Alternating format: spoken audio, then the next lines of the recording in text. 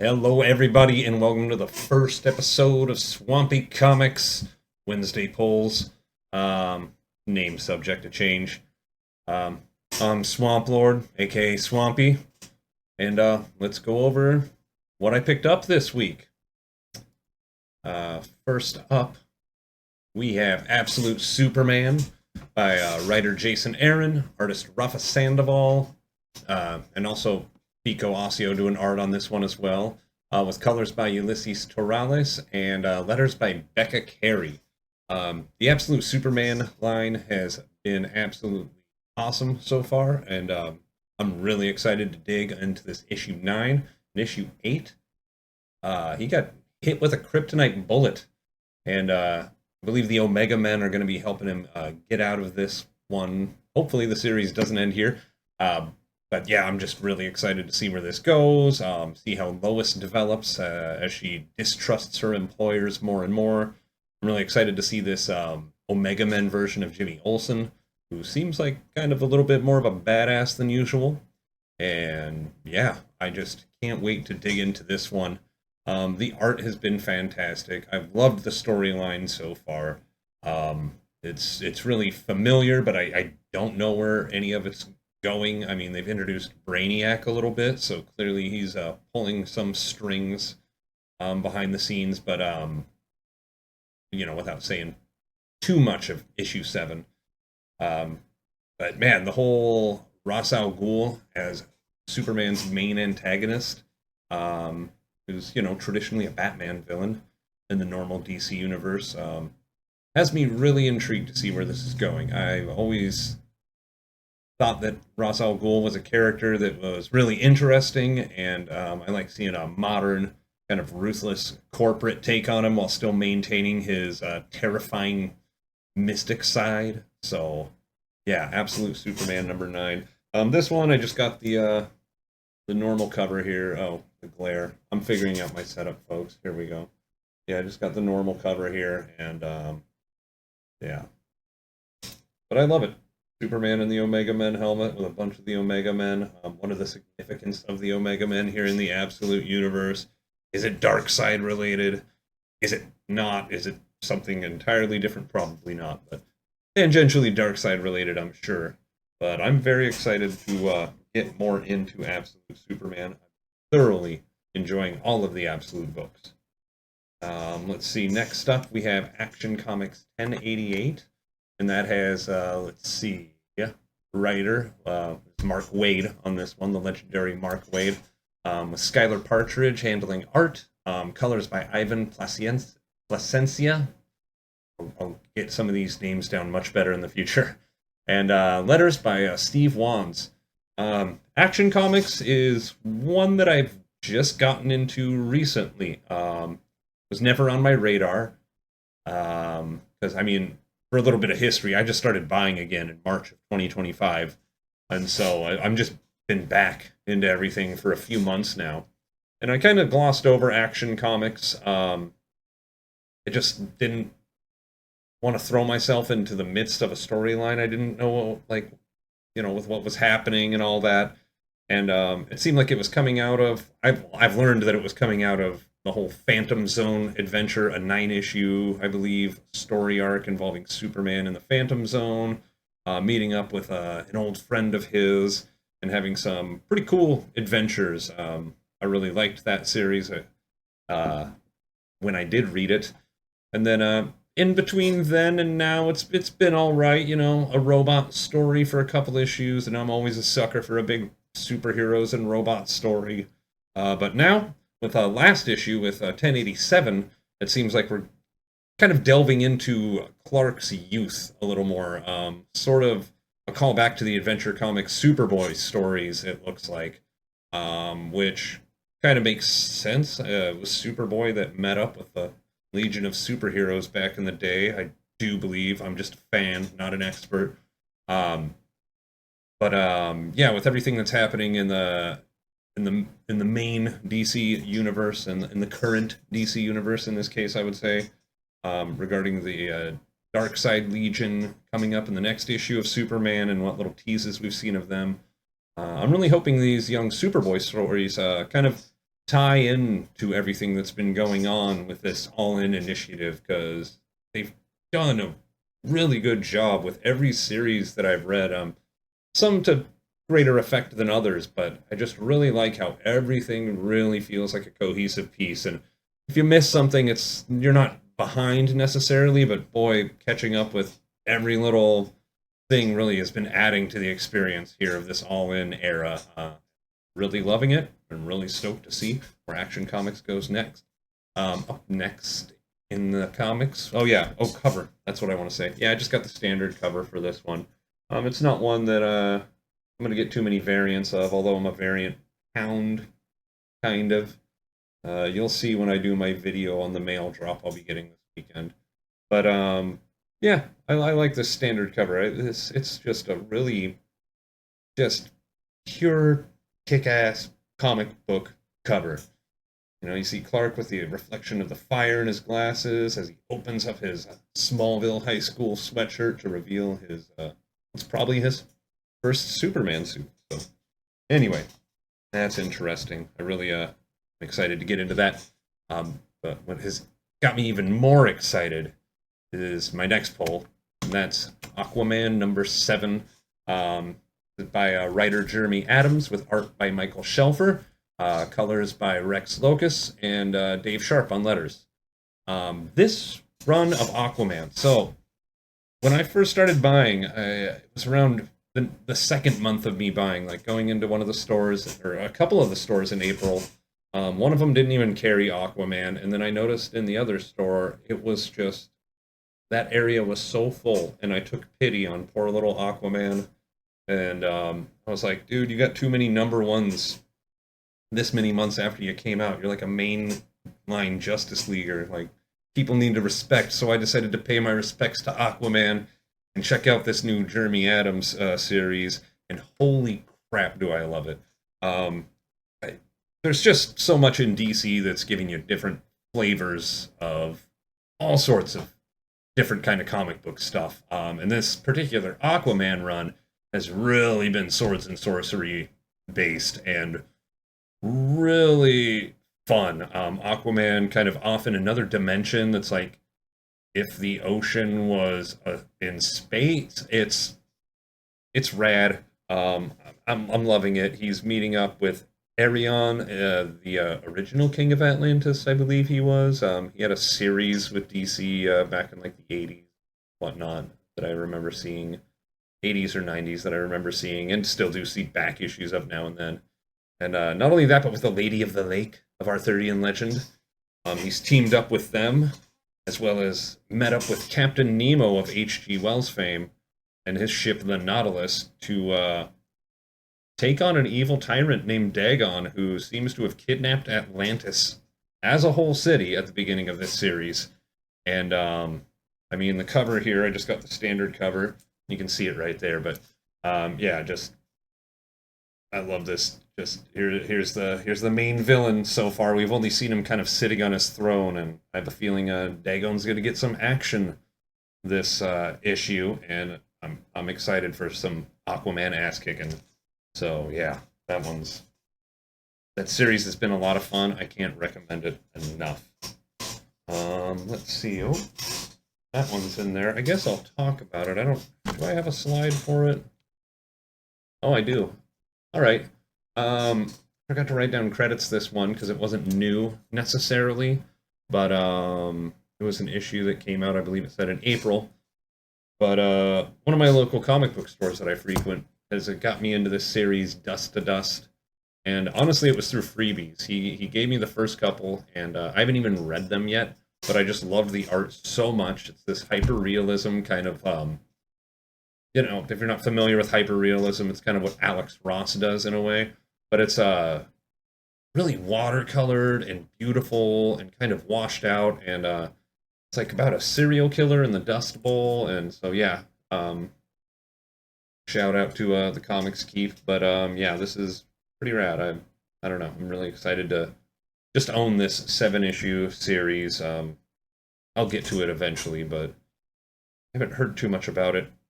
It's just you know, every now and then you just see a book and you're like, oh, that's for me. Like That's how this one just feels. Can't explain it. But yeah.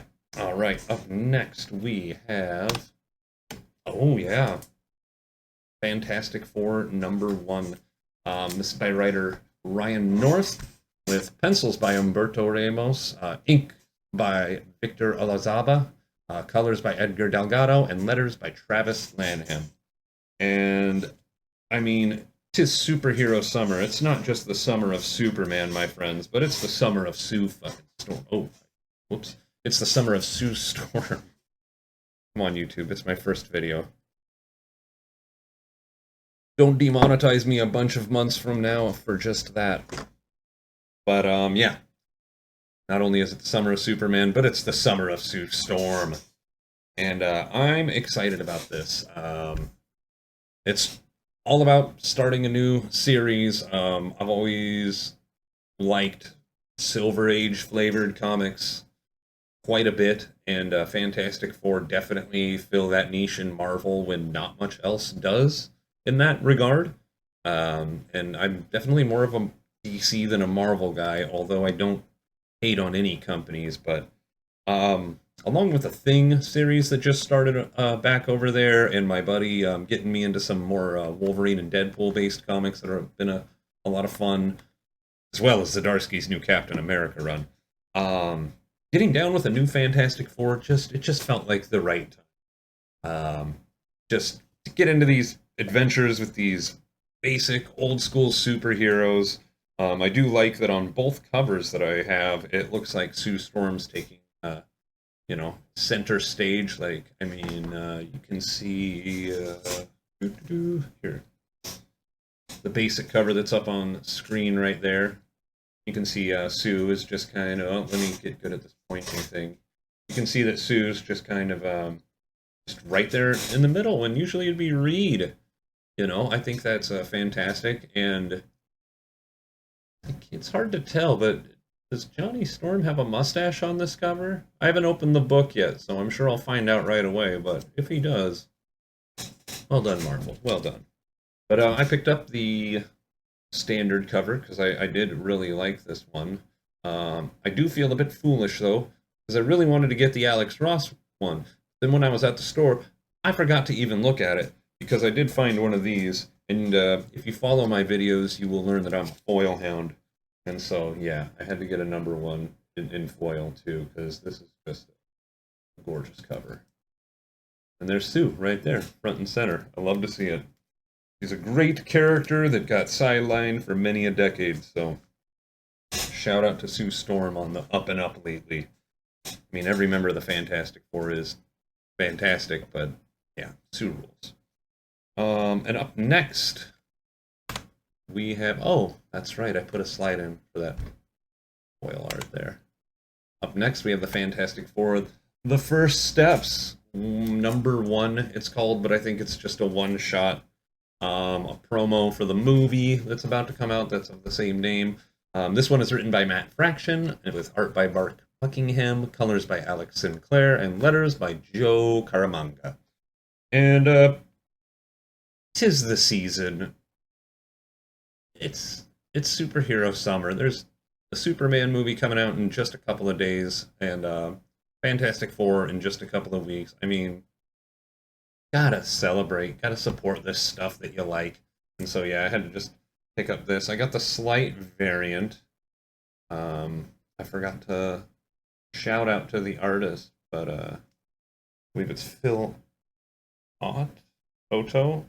Noto, I believe, yes. The Phil Noto alt art. And it's totally, almost exactly like the main cover that you see up there, right there. But, yeah, it looks like they got some old school costumes on this one rather than the modern MCU costumes, which look great, by the way. But, yeah, I just thought this was a fun little touch.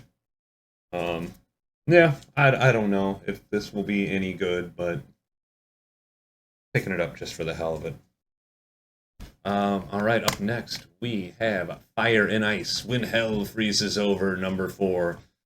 This is by writer Joanne Starr, with art by Stephen Byrne and letters by Ariana Maher. And this is a series that Honestly, I just picked up the number 1 because it had a foil cover, and that was months ago when I first started buying again. And I didn't know much about Fire and Ice. I knew they were on the JLI back in the day, and I knew that they were part of the group that got beat up by Doomsday in the issue before the death of Superman. But other than that, I don't really know enough, like much about these characters.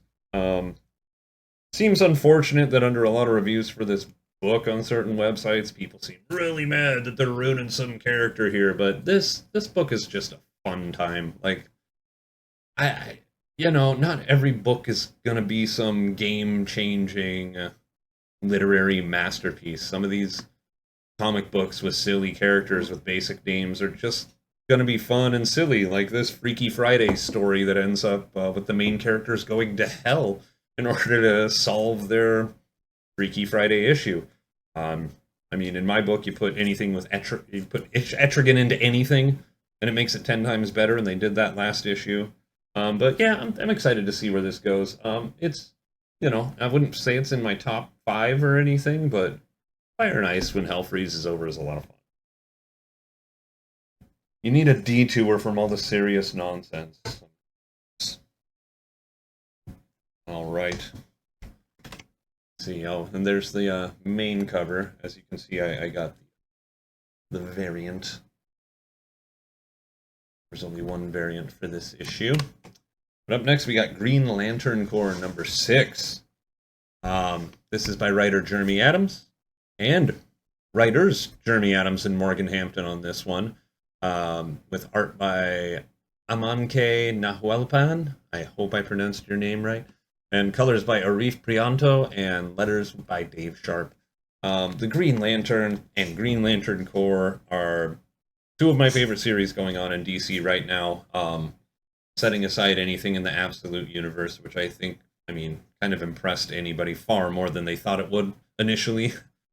But the Green Lantern stuff, I live for it. I love it. I love the lore. I love how every couple years we get a new Green Lantern who's pretty different than any of the other ones before. I'm loving Joe Mullen right now. I'm loving Kelly. I will always love Guy Gardner. He is my heart and soul. And Green Lantern Corps has been shaping up to be a lot of fun. It has been just a fun sci-fi romp with a big diverse cast of characters. And, as you can see right here, Mogo, the living planet, who's also a Green Lantern, there's something going on with it. And anytime Mogo shows up, things are getting good in the Green Lantern universe. And I can't wait to see where this one goes. I went with, let's see. Yeah, I didn't go with this one, although I appreciate them. I'm not one for the paper doll style of alt covers, but I'm glad they exist for those that like that stuff. But what I got was this Joe Mullen one. He looks like such a badass right here. Yeah. Man, that picture is a lot more green than the cover of mine. It does look a little washed out. We'll see. But yeah, Green Lantern Corps, it's just a winner. This whole run has been a win. Everything post Absolute Power with the mainline Green Lantern has been a blast. And I can't wait till they start to come together soon. It's going to be a lot of fun. But all right, next up we have Supergirl 3 by writer and artist Sophie Campbell, with colors by Tamara Bonvillain and letters by Becca Carey. This series has been a delight. I kind of just was trying stuff out, and I've dropped or not been impressed by, a few DC books, whereas other ones have kind of blown my socks off. And Supergirl, in the most fun way possible, blows my socks off every issue. We're only on the 3rd one here, but the first 2 I just love. Sophie Campbell doing the whole thought bubble thing, just adds such personality to it. The just big, thick line, bold art style with really defined characters who just they just have so much personality. And Tamara Bondelane's colors are just popping, and some of the brightest color work you've seen in a. I'm just at a loss for words. I can't believe that I am enjoying Supergirl as much as I am. I thought I would just kind of stick with Green Lantern and, you know, the more magic-y side of DC when I started buying again. I never thought I'd be as into the Super family as I am right now, let alone being like, I think Supergirl's definitely a top 10 superhero for me, like, of all time.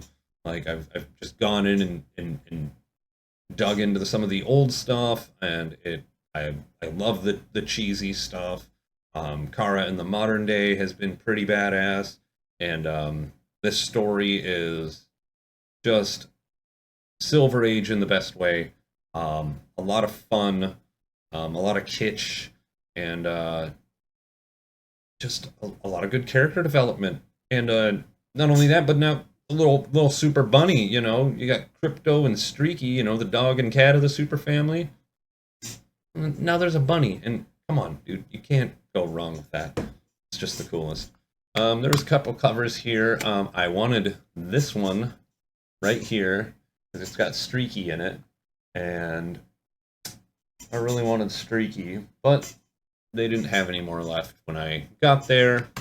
It has a cat on it, so it went faster than everything else. So I got this one. I like this artist too, and I have a couple of his other covers, you know, in from other series and whatnot. So yeah.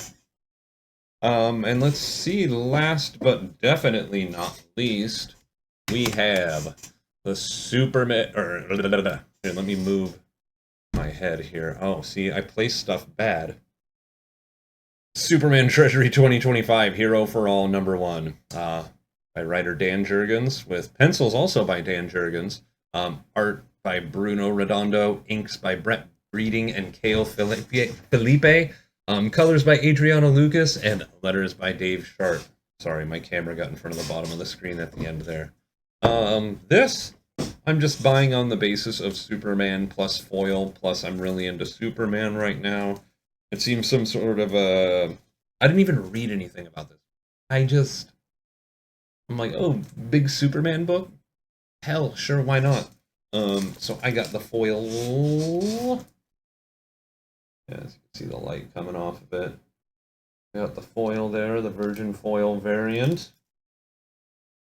But yeah, man, it's the summer of Superman, so I'm all in, no pun intended. But yeah. Anyway, thank you for watching. Oh, sorry, it's my first show, so I'm a little rough with some of the things that I wrote down here that I want to do. So I want to just do a back issue of the week. When I do my comic book polls, we're going to do a back issue of the week, and you can kind of see behind me here. Here, let me get this out here. That this week's is Saga of the Swamp Thing #1, and I figure what better way to commemorate my first comic book show on my channel than with the first issue of one of my favorite series, but probably my favorite superhero of all time. Swamp Thing #1. The Saga of the Swamp Thing #1 specifically. So, all right. Well, hopefully every Friday I'm going to have a video up putting my polls into a tier list after I've had a chance to read them to see how they actually stacked up after I've already committed my money. But until then, if you could like and subscribe and comment and tell me I'm terrible or tell me you can't hear me, that'd be great. But yeah, thank you so much for watching. Thanks for your support, and we'll catch you next time. Bye-bye.